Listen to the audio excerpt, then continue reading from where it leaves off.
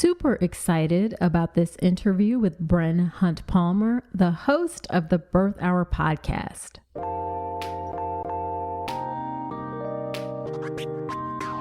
Welcome to the All About Pregnancy and Birth podcast. I'm Dr. Nicole Calloway Rankins, a board-certified OB GYN who's been in practice for nearly 15 years.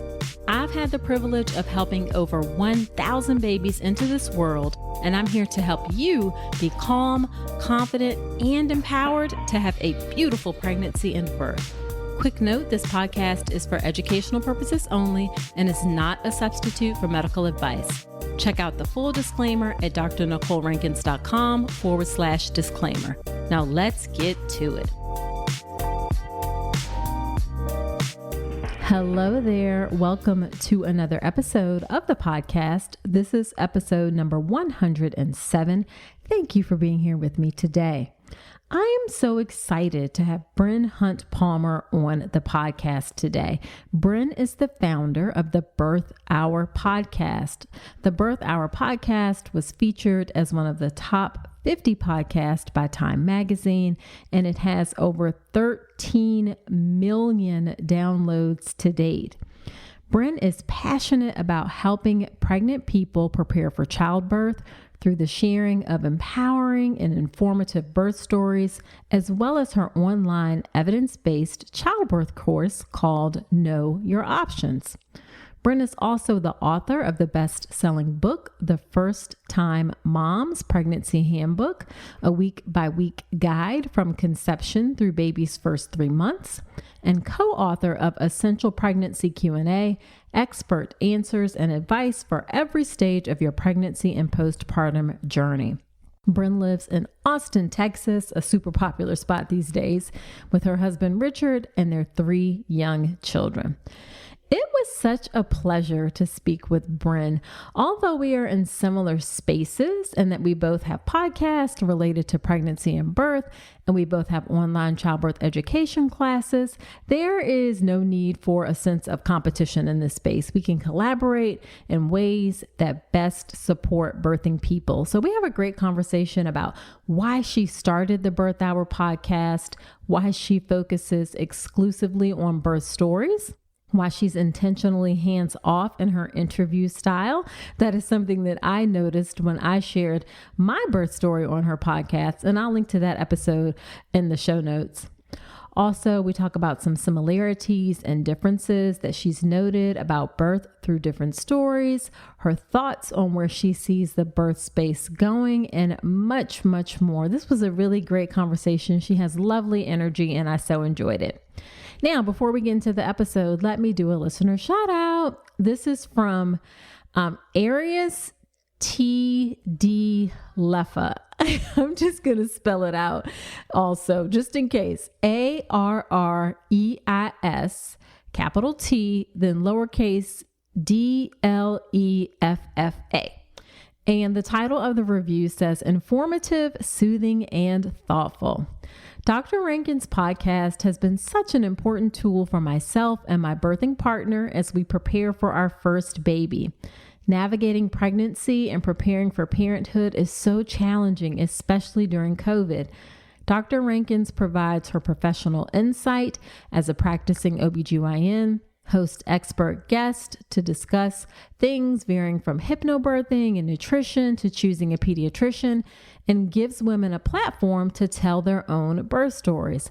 I've already learned so much, and I look forward to every episode as both a learning opportunity and a chance to feel soothed by her calming voice and demeanor. Oh my goodness. Thank you for that lovely review. You certainly know how to make a woman feel good. I so appreciate you taking the time to share that review with me. And I am grateful that I am able to help you in your pregnancy and birthing journey. That just made my day. Thank you. Now, besides this podcast, I got a whole host of resources for you on my website. Also, if you go to drnicolerankins.com/resources, I have a bunch of guides, free guides that you can download there. Two of the most popular ones and ones that I recommend everybody get. There's a great, it's like a I don't know, maybe 15-page guide to managing pain in labor, where you'll learn about all the various options for managing pain, medication-free techniques, nitrous oxide, epidurals, all of that good, great stuff. The pros, cons, risk, benefits of each. That guide is completely free. There's also a really important guide on warning signs to look out for postpartum. A lot of people don't realize that 60% of maternal mortality actually happens after birth, within those first 6 weeks after birth. So it's really important that you know warning signs to look out for just in case. So you can grab that free guide. Again, that's drnicolerankins.com/resources. And you can see those 2 guides there. There are also guides there to prenatal test, meditation, questions to ask if you are giving birth in a hospital with medical students and residents. So go check all those free resources out. All right, let's get into the episode with Bryn Huntpalmer.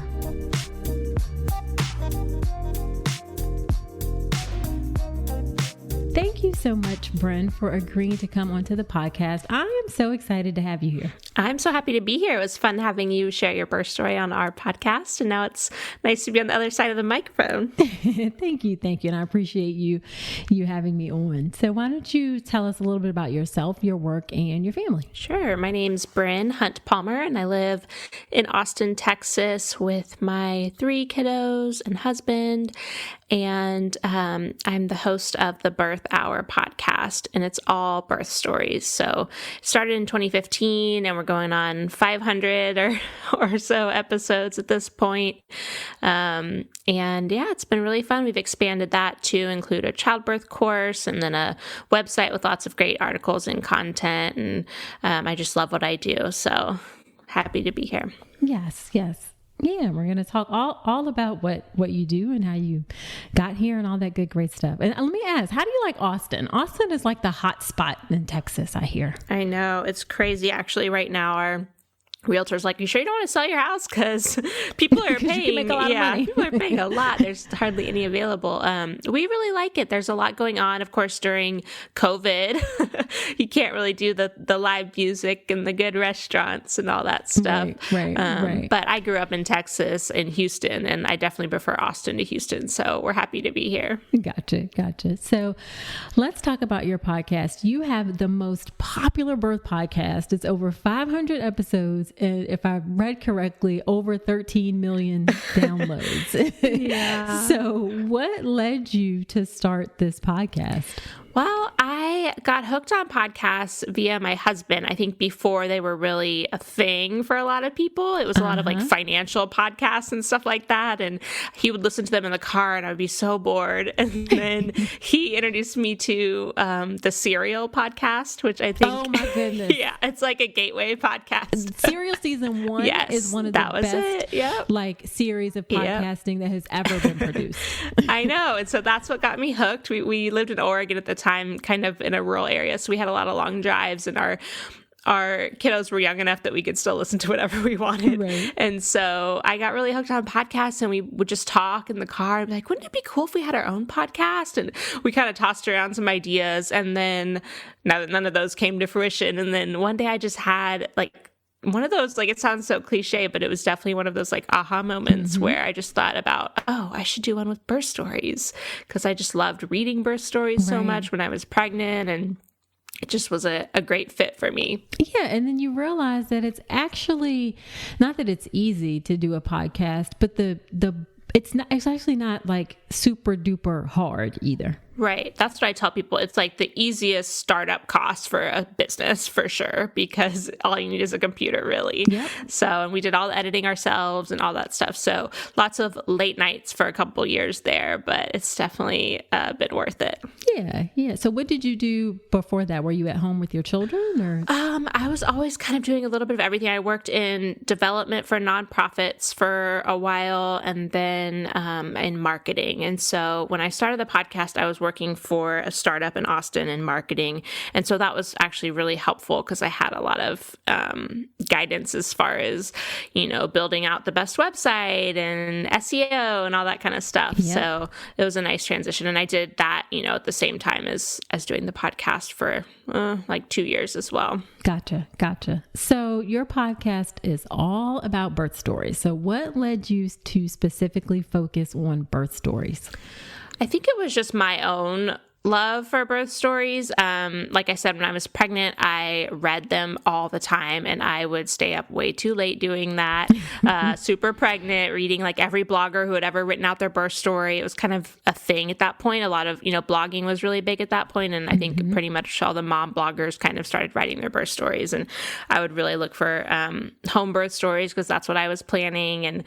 And so it was just kind of a natural transition when I had this aha moment. It was like, oh, where do moms like have time to listen to things? It's, driving their kids around or making dinner and things like that versus no one really has the time to just sit in front of a computer and read a bunch of blogs these days. So it's really been a good fit, I think, for my audience too. Yeah, absolutely. Absolutely. Now, you mentioned that you were looking for home birth stories because that's what you were planning. But actually in your podcast, you cover everything. Like if it's happened in pregnancy and birth, then it's probably been on your podcast, whether it's home birth, hospital birth, birth center, VBAC, cesarean, preemie, high risk pregnancy, just about everything. So what led you to have such a broad focus, and is that a challenge at times? Yeah, so it hasn't really created any challenges for me just because that's been kind of the entire goal of the podcast was always to share all types of stories. And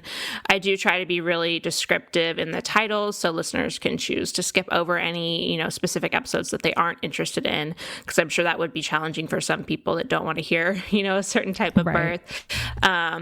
But I think one thing that's really helped is that I've just stayed committed to only sharing birth stories. And I get pitched all the time for topic-based podcasts. And I turn them down because there's so many great podcasts out there like yours. I know you do a little bit of both. Thank you. I do. Yep. Topic-based and birth stories. But there's already those out there. And so the birth hour really just has always been about sticking to those birth stories. So yeah. And how many submissions do you get on a monthly basis for people to be on your podcast? Oh gosh, I don't keep track on a monthly basis, but we have close to 5,000 right now. Oh my gosh. Wow. Yeah, we keep quite the spreadsheet. I have someone helping me go through those, but yeah, it's so hard because I wish we could, share them all, of course. Yeah. So your format for your podcast is that you're fairly hands-off in terms of asking questions of your guest. Is that intentional? And if so, why did you choose that format? Yeah, it is. It is intentional. And I do get criticized for it in my reviews sometimes. But I figure the people that don't like it will just find another podcast that's a better fit. But yeah, when I first started the podcast, I was really very aware of, my own experiences having home births and that wasn't the norm. And I didn't want my opinions and choices around birth to weigh in when my guests are telling their stories. And I knew I wanted to share all types of stories. And then actually about a year into the podcast, I took a birth story listening course, which that's a thing. I didn't know that was a thing. Yeah, exactly. It was with Pam England that wrote Birthing from Within. That's a great book. Yeah, she's huge she actually trains birth story listeners. And it's a thing to help people process their birth stories. And I didn't want that to be my profession, but I thought it would be a really useful course to take with what I do, obviously. And in taking that course, I learned that my instincts had been, very much right in that area because she talks extensively about how, as birth story listeners, our comments and even nonverbal reactions, even the one example that stands out to me is if you're in person with someone, handing them tissues is kind of like saying, here, wipe away your tears. There's something wrong with crying, that kind of thing. And it can really affect the person's feelings about their birth and how they remember it. Even a nurse in the room kind of being oh, that was crazy when such and such happened. That's not really super helpful because the birthing person is still processing what happened on their own. And there's just so much power in simply being a safe place for people to just share their story without commentary. interesting. I like that. I'll have to think about if I hope, if I'm like interjecting my own sort of opinions and thoughts when I have people talk about their birth stories. Is there anything else other than just sort of keeping an open platform that people should be mindful of in general when listening to people's birth stories? Well, one thing from that same course that I thought was really interesting was she talks about like the different stages of processing your story. And she mentions, the first one you get is everyone else's reaction around you. And then the second one is kind of like this, you're just happy you have a safe, healthy baby. And so she was saying, the hospitals often have you fill out some kind of survey before you even leave. But she's like, oftentimes people haven't even processed what they feel, right. Or what actually went down. And so it actually might be helpful to do that survey a couple of weeks later. And then you kind of just work through the different stages of processing your story on your own. And I can't remember all the different stages, but it was really interesting to hear that aspect of it. Sure. Interesting and affirming, like you said. Yeah. So one thing I get questions on, and not a lot, but not infrequently. I know I very clearly talk about birth in the hospital because not that I have anything against birth center or home birth at all. It's perfectly great for people who are appropriate candidates, but what I know is hospital birth, so that's right. what I talk about. But you've heard a lot of birth stories from all different types of births. So I'm curious, what are some things or similarities that you've heard about giving birth, whether it's between different settings or different types of births? What are some similarities or themes that you've noticed? Yeah, I think that, no matter the setting, the main thing is really just feeling informed and empowered is really the biggest factor in whether, the birthing person has a positive birth experience. Because if you're surrounding yourself with a supportive birth team and feel like you're an active participant, even when things go maybe off course, you feel a lot more in control there and typically look back on your birth more fondly. And that's the thing that seems to come up constantly in the birth stories that we hear. No matter how, crazy the story is, I'm always amazed to hear how they feel about it. I often ask the question, how did you feel emotionally processing your story? And that seems to be the biggest factor, no matter where the location was. Yeah, I agree 100%. Even people that have had like difficult experiences or didn't go exactly the way that they wanted, if they felt like an empowered and informed participant in the experience and like they were respected and listened to, then regardless of what, pain medication option you chose or how your baby came out of your body, people seem to be okay. Even if it's not that they're necessarily happy, but they're not traumatized by it, I guess. Exactly. Yeah. So what about things that you have seen that are like differences between births, whether it's the setting or the type of birth? What are some things that you've noticed? Yeah, I think that typically, those that are giving birth out of hospital have had more birth education prior to giving birth, because it's usually built into their prenatal care in some way. And I know that there are hospital courses and people might do like the day-long course or something like that, but it's often not enough to really make them feel like we were talking about, involved and informed in their care. And so I think that really impacts their story. And it seems like I often hear that, someone had their first birth in the hospital and just thought they would just, go in and have a baby and like everyone has your best interests and it's all good. That is so not true, unfortunately. Right. Yeah. Unfortunately, that's not the case most of the time. And so then they're coming back and also sharing, their second birth or third birth where they did dive into, educating themselves and preparing to give birth. And so, certainly that's not an indicator, where you give birth is how educated you are on birth. But I just think that it comes up a lot in the stories that I hear is that people are just pushed to do that education on their own when they're planning an out-of-hospital birth, because oftentimes midwives, require it or offer it themselves and that type of thing. Yeah, and they have longer appointments. Right. Oh, yes. The hour-long appointments typically. Definitely not the norm, unfortunately. Yeah. And, And, one of the things I say is that honestly, what it ultimately comes down to, and I'm curious how you feel about this, you can have a bad experience giving birth with a doctor. You can have a bad experience giving birth with a midwife. You can have a bad experience giving birth at home, at a birth center, or at a hospital. It's really about having the right people as part of your birth team wherever you are. I think it's more likely that the hospital is going to be problematic just because we know the system. But I worry sometimes when I hear people say like, oh, I'm just going to have a home birth and that's going to fix everything. It's really deeper than that. Yeah. Or I'm going to have a birth center birth and that fixes everything.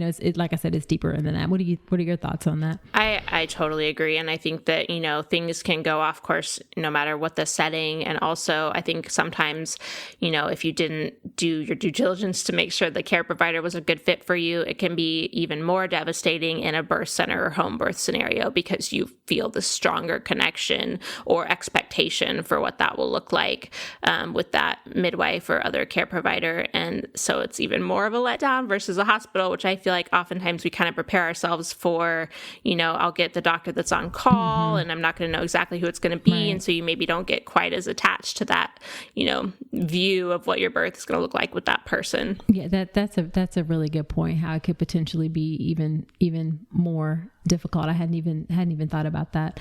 So how have you seen, you've obviously been in this space for a while, how have you seen things change throughout the course of your work and interacting with people in terms of the way pregnancy and birth is approached, especially in the U.S.? Yeah, I think that just being in this space over the last 5 or so years, I've really seen that the realities of pregnancy, birth, and postpartum, the more nitty-gritty stuff is being talked about so much more, which I think has had a really big impact. And a lot of that goes back to, sharing stories and images and real-life experiences of what it's like to have a baby. Mm-hmm. And it's something that didn't exist even just 10 years ago when I was pregnant with my first. There was, maybe 1 or 2 blogs where you could see some of this stuff. But, now on Instagram, birth images don't get banned for nudity because it's birth, and that... Right. Which was ridiculous when it was getting banned. Yeah. It was ridiculous. But and those images were impossible to see prior to social media, really. Like you might see a few in like a textbook or something like that, but who's right. going out of their way to find those? And so, and this trend of sharing your postpartum picture in your mesh panties, like I just love that so much because I would not have known anything about these mesh panties before having a baby. And those things are fabulous, by the way. They're great. I ordered extra on Amazon with my third. Yes, they are so wonderful. Yeah, they're great. I think that's so important because like TV and the movies is such like not a representation of what birth is really like.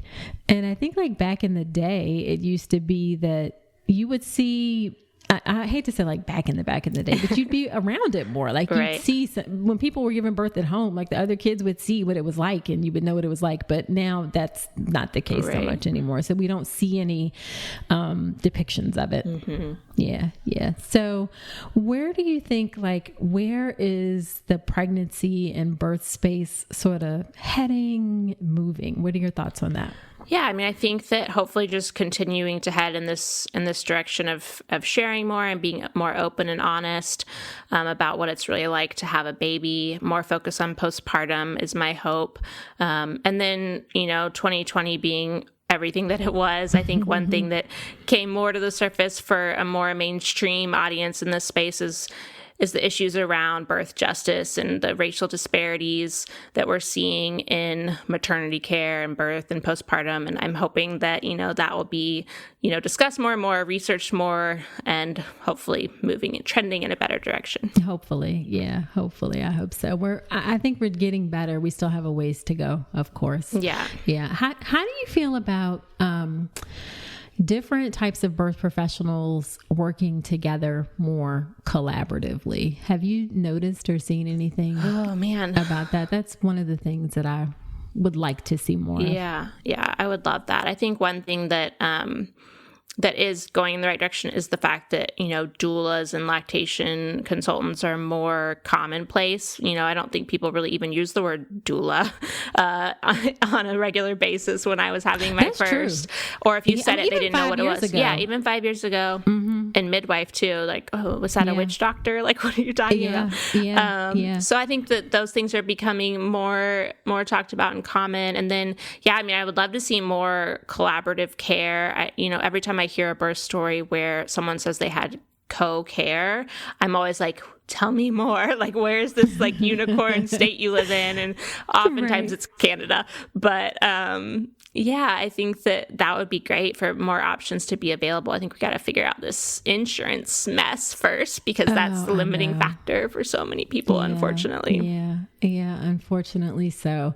I really hope we can get to a point where, we can all, physicians, midwives, doulas, the home birth community, that we can work collaboratively to help to put like the pregnant person at the center of the experience, and then kind of tweak the system to best serve their needs. I think we're getting better, but it's going to be a while. I don't know if it'll be, I hate to be pessimistic. I'm like, I don't know if it'll be in the course of my career, but we'll get, I think we're getting better and more open to it. Yeah, I think so too. I think that even like you said, 5 years ago, I think doulas were kind of seen as this like affront, in the labor room, and nurses were standoffish. And I think that more and more nurses are realizing, hey, these people are making my job easier, and they're here to help. So I would love to see more doulas, being provided by the hospital as well. Yeah, for sure. Absolutely. And paid for by insurance would be another thing. Yeah. All right. So after having recorded so many birth stories and having a childbirth education class, what are 3 things that you would love to share that you feel are really important to help someone who is currently pregnant? It's so hard to like narrow it down to 3, but you can share more if you want. I'll probably just like talk a bunch and we'll count them up and hopefully it'll be 3. Alrighty. I think the number one thing, and we talk about this quite a bit in our online childbirth course, is that the most important decisions you can make are usually around where you plan to give birth and who your care provider is. So, get very familiar with the policies at your birth location and ask questions around things that are important to you, as far as the type of birth that you want. And, don't just say, this is what I want. Will you do that? Like, ask them what their norm is, because that's more likely going to be what you get to. The 2 biggest factors that'll influence your birth are the culture of wherever you give birth, so the culture of the hospital or whoever, and the provider. Those are the 2 biggest things that are going to influence it. So I love that. Yeah, that's our big thing we talk about a lot. And then the last thing I'd say is just to keep in mind that birth is unpredictable, and once you've done everything you can to inform yourself and prepare, try your best to just, get in the right mindset and accept, the things that might change, as hard as that is. I think that, I had this with my first birth. I was so set on a home birth, and that is what ultimately happened for me. But I did not prepare at all for a hospital transfer. And now, with our course students, we talk a lot about that. It's like, you want to know what you're going to be walking into if that happens for you. So, just think about things outside of your birth, quote unquote birth plan. For sure. Because I think, although social media has been great in that it has, really opened up the possibilities of what we see about birth, it also, on the flip side, some things can be sort of, I don't know what the word is, like made social media pretty. Right. And, like sugar-coated. You're gonna have this exactly, this perfect unmedicated birth, and everything's gonna go like textbook smooth. And I always say, like, the baby is the only one who's in control, and they don't tell us what they plan to do. So it's like that unpredictable piece is just so key. And I think sort of key in like we talked about earlier, in being happy, or feeling okay about the experience afterwards. Yeah. So, what would you say is the most rewarding part of your work? Oh, that's definitely hearing from listeners who have been impacted by the stories that we share. Sometimes, it's even in huge life-saving ways. For example, I've received quite a few messages from moms who heard about cholestasis for the first time on the podcast. And they messaged me and say, I would have never known. This is why I even brought up my itchy hands to my care provider, and ended up delivering, a couple of days later because of it and that kind of thing. I've also heard similar stories about postpartum preeclampsia, which is something I probably wouldn't have myself been that tuned into. And so just being able to share all types of stories, even if, one is really super uncommon, but it helps one person. I just get goosebumps every time I get one of those messages. And I'm just so grateful for, my guests that come on and are willing to share their stories. Yeah. Yeah. That is a really rewarding part, because I can imagine when you started this, like, did you have any I'm gonna have this many downloads, or I'm gonna have, were you just I'm just doing this thing and let's see where it goes? Yeah, I had no idea what was ahead. My husband and I still talk about that. It's so crazy. Right. So on the flip side, kind of what's the most frustrating part of your work? Probably, the social media haters, and I don't even read the iTunes reviews because my husband's like, you don't want to see the bad ones, and the majority are good, but I'll just focus on the bad one for way too long. And so, for the most part, my audience is really inclusive and supportive, but there's always going to be those people that feel the need to come and spread some hate. And it can just be exhausting to monitor those comments. And I'm still working on not letting it affect my mental health and keeping my eyes forward, but it can be hard. I'm a human over here, and, sure. And it's tough sometimes. So yeah, it's sometimes you're like, why don't you just keep to yourself? What is it? Yeah, especially when it's on something so weird. The other day I posted a picture of a really long umbilical cord. It was just really super cool. And the comments I got about well, did that person even want that many people in the room? And why didn't they do delayed cord claiming? And da, da, da, da. I'm like, oh my God. I was just posting a cool picture. Yeah, it's just really cool. But the majority of people are like, wow, it's amazing. Never seen such a long cord. But yeah, it's just funny because I personally would never stop to leave a comment like that. Mm-hmm. I might, even if I think something, I wouldn't feel the need to put it out there. So it's just hard for me to understand those people because I know they wouldn't say that kind of thing, to your face. And so social media lends itself to some ridiculousness. Keyboard bullies, as I call them. Yep. Yeah. So do you manage your own, because you have over 100,000 followers. So you must get messages all the time. Do you manage your social media yourself? I do. I shouldn't, but I do. Bryn. Yeah, I know. I have control issues too. Did I mention that? Yeah, let me raise my hand on that one too. Yeah, I'm actually working on hiring a community manager at this moment. Okay. But yeah, it's been interesting because I started this whole thing while also having a full-time job and 2 young kids at home and managed to do it all then. So even then, once it grew and I could maybe afford to bring someone on, I'm like, well, now I don't have that other full-time job, so why shouldn't I just be able to do it all, And so it's just kind of trying to, focus where I should be putting my efforts. But yeah. Well, it's clear that your heart, this is your passion and really your purpose. Mm-hmm. And so it's probably to some degree, it's hard to let go of some of those things. Yeah. So, what's your favorite piece of advice? And maybe you've shared it already. You can say it again. If not, what's your favorite piece of advice that you like to give to expectant families? Well, I try not to give too much advice because every single person's experience is going to be so different. Even with my best friend, she'll be like, well, was this like this for you? And I'm like, I don't think so. I don't remember.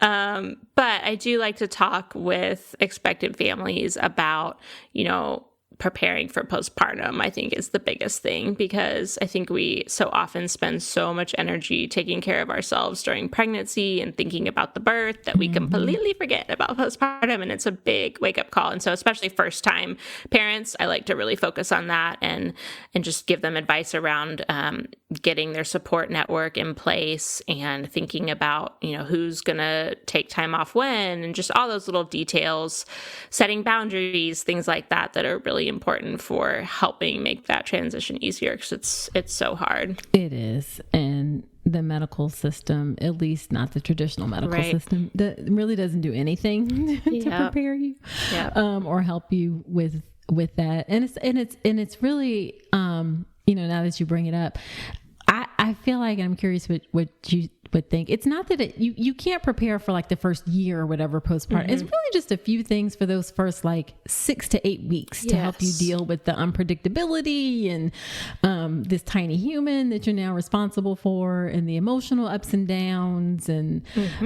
all of those things. So I don't think anybody's trying to like say you have to get ready for the whole first year postpartum. It's really like within those first few weeks. Cause I mean, let's be honest, the medical system abandons women almost in the postpartum. We're getting better, but it's not great. We were actually just talking about this on one of our Zoom calls that we do with our course students. And one of them was bringing up like, I feel like, the emotional aspect and the mental health aspect actually is being talked about more, but we're not sharing the physical aspects of postpartum and like how common things like dealing with really bad tears are, or prolapse and stuff like that. And she's like, it's really, really isolating to be dealing with the physical aspect and feel like no one's prepared me for it. And we were all kind of just talking about it like, well, I wonder if we don't talk about it because we don't want to scare people, and it's not going to happen to everyone. And I don't know, what are your thoughts on that? Yeah, that's a really good question. It's hard to know the balance. I mean, honestly, I think from the medical system, we don't talk about anything because of the payment structure, of the way like pregnancy is paid for as a single global fee. And then once the baby is out, then we feel like, our job is done. Yeah. So, that's why it's not talked about. But I think in terms of, like, why we don't talk about it more. I don't think we necessarily know so much because we don't see people until 6 weeks postpartum. So we're not like checking on them. We don't call. We're starting to change that. But honestly, we don't really necessarily know what people have experienced or what they feel like in those first couple of weeks postpartum, for sure. Yeah. Does that weigh on you at all? Like, I'm just curious from your perspective, not being able to connect. That is 100% something that I don't practice in the office anymore because I practice as a hospitalist now. But when I was in the office, it was very tricky to like, how do you sort of make that change where you say like, I would like you to come back in a week so we can kind of talk about things and see where things are. It's definitely can be, I love what I do as a hospitalist, only working in the hospital, but it's also, I only work in the hospital, so I don't follow people during pregnancy. You're not building really a strong relationship. Yeah, that's going to be like that sort of longitudinal piece. I mean, I do very good with folks during their birth, but yeah, it definitely does weigh on me to try to find the right balance for what works and what serves, what we can do to serve pregnant people the best. It's definitely a challenge, but that postpartum piece for sure. And me myself after my first one, I had anxiety. Looking back, I had terrible postpartum anxiety, but I just didn't know. And I'm an obstetrician. Yeah. But I didn't realize it's so hard when you're in it. Yeah, exactly. So yeah, it does weigh on me. For sure. I think it weighs on a lot of us. Yeah, I would imagine. Yeah.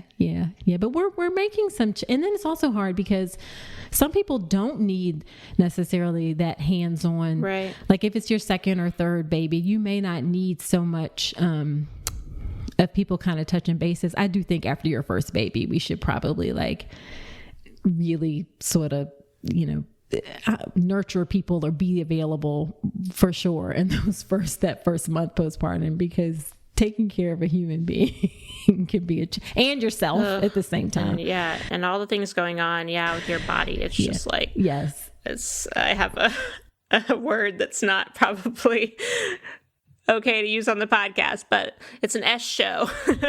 I mean, it is. You don't want to scare people, but it's and you can, there's some element of like, you won't understand until you go through it, but you can have some idea of what to expect and know that like, I'm not crazy for what I feel like, because I'm not connecting to this baby right away. Like that's okay. Or that I'm like crying in the bathroom. That's okay. Or, all of it is like, there's a wide range of things, and to know that ahead of time, I think would be helpful. Yeah. I was the first of my friends really to have a baby. And there were a couple moms in my community that I really didn't know at all, but I think we met at like a La Leche League meeting or something. And they just really reached out and were so supportive. And so I've always tried to do that going forward with especially first time parents, because it means so much. And I think that we don't truly understand it until we've had a baby ourselves. Yes. So all my friends that were, very wrapped up in their wedding planning and things like that, couldn't really understand what I was going through. So for sure. So, where can people find you? I know you said you have an online course, and I am all about collaboration, like, there's collaboration over competition, I should say. As there are lots of different options out there. I just want people to find something that works best for them. And like 4 million people have babies in our country. There's plenty of space for all of us. So tell us about your course. I know you have a Patreon where you have like more like behind the scenes sort of stuff. So your website, where can people find you? Yeah, we've got a few different things going on. Like you mentioned, our online childbirth course, it's called Know Your Options. So it kind of fits in with a lot of what we've been talking about, but it takes you from the final weeks of pregnancy and then of course preparing for the birth. And we cover all different types of birth. We cover induction, planned cesarean, unplanned cesarean, out of hospital, all these things. So I collaborated with a childbirth educator, lactation consultant, and doula on that course, and we're super proud of it. And that's just, you can just go to the website, thebirthhour.com, and you'll see those listed there at the top of the website. And then on social media, we're just The Birth Hour, pretty much on all the platforms. And what else? Oh, yes. And then our Patreon, that has been a really big focus for 2020, which turned out to be so great, not knowing what 2020 was going to look like. But being able to connect with, these are our listener supporters. So Patreon is a platform where you can pledge a certain amount each month to support creators that you love. And then you get fun perks in return. So one thing we did recently was we launched a second podcast that's only via Patreon, where my husband interviews partners on their perspective of pregnancy and birth and postpartum, and those have been really neat to hear. And so you can connect there. That's patreon.com/birthhour. Nice. Love it. Well, thank you so much for agreeing to come on. It was delightful to chat with you today. Thank you for having me. It was great being on your podcast. I think I told you when you came on the Birth Hour how much I love your voice, and that I can totally see that you would be a podcaster because it's so soothing. Oh, thank you. I so appreciate that. Every time people tell me that, I'm still like, okay, but now I'm trying to learn how to say thank you. So thank you. You're welcome.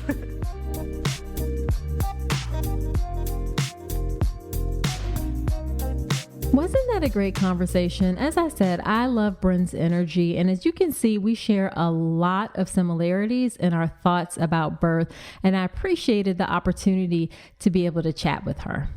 Now, after every episode where I have a guest, I do something called Nicole's Notes, where I talk about my top 3 or 4 takeaways from the conversation. So here are my Nicole's Notes from my conversation with Bryn.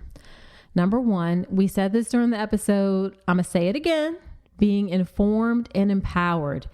Even when things don't go as you expect, that is what will make you feel at peace with your birth experience. I say this over and over and over again. This is what is a beautiful birth. A beautiful birth is not based on where you give birth or who is there or that it happens a certain way with pain managed a certain way. A beautiful birth is really when you feel like you are an informed and empowered participant in your birth. That is what makes the experience so meaningful, even when things go crazy sometimes. Now, one of the best ways, of course, to be informed and empowered is good childbirth education. Of course, I have an option, the birth preparation course. I recently re-recorded the entire course, added 2 additional hours of content, more content on medication-free pain management techniques, more content with visuals and things to help you better understand labor and the process of birth, positions to try, more content on the postpartum period. So you can check out everything that's in the completely updated course at my website, drnicolerankins.com/enroll. But of course, my course is not the only option out there. Really, the most important thing that I want to emphasize is that you do some sort of childbirth education. Bryn has a childbirth education class as well.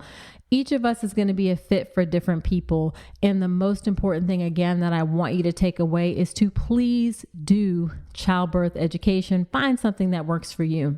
This links very closely with point number 2, which is when giving birth in the hospital, you really have to educate yourself even more, because childbirth education is typically not built into prenatal care visits if you're in a traditional hospital system where you see a physician for prenatal care. Those visits are short. They're typically 5 to 10 minutes. Education may consist of a pamphlet or like a packet of information, and it's just not a lot of hands-on, in-depth information there. That has even gotten less in COVID times, where appointments are more spaced out and may potentially be shorter. So especially, I think, when you're giving birth in a hospital, you need to educate yourself. And then point number 3, the question about how the way we care for women postpartum, does that weigh on me? I have to say that brought up some feelings of guilt. I wish that when I was in the office that I would have been bolder about speaking up and trying to change the system for better when I was in more traditional kind of in the office prenatal care. I don't think I hadn't quite found my voice and ability to speak up, even when I knew things weren't right. And I do have some lingering guilt about that. So I don't know if I'm feeling just sort of confessional a bit on the podcast today, but I am certainly committed going forward to changing things as best I can, using my voice, using my power to help make this system better for birthing people. All right, so there you have it. Be sure to subscribe to the podcast in Apple Podcast or wherever you listen to podcasts. And if you feel so inclined, go ahead and leave me that honest review in Apple Podcast in particular. It helps other women to find the show. I also do shout outs from those reviews as well. And speaking of helping other women to find the show, y'all, the podcast just recently crossed over 500,000 downloads. Thank you, thank you, thank you. I am so grateful that you allow me to be in your ears week after week after week. And it is just such an amazing milestone to reach over 500,000 downloads. I'm super excited to get to the 1,000,000 mark.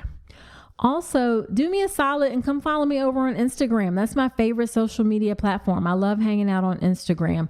I'm almost to 10,000 followers there, and I would love for you to help me get to 10,000 followers. When you get to 10,000, you get that swipe up feature. And I just feel like for like your Instagram stories, and maybe I just have it all in my head, but I just feel like it would be easier for me to link resources that people could go to if I could have that swipe up feature. So I need 10,000 followers. So come on and follow me over on Instagram. I am there at Dr. Nicole Rankins. I do live Q&A sessions there, post lots of great content. So again, come follow me on Instagram at Dr. Nicole Rankins. All right, so that is it for this episode. Do come on back next week. And until then, I wish you a beautiful pregnancy and birth. Thanks so much for listening to this episode of the All About Pregnancy and Birth podcast. Head to my website, drnicolerankins.com, to get even more great information, including free downloadable resources on how to manage pain and labor and warning signs to look out for after birth.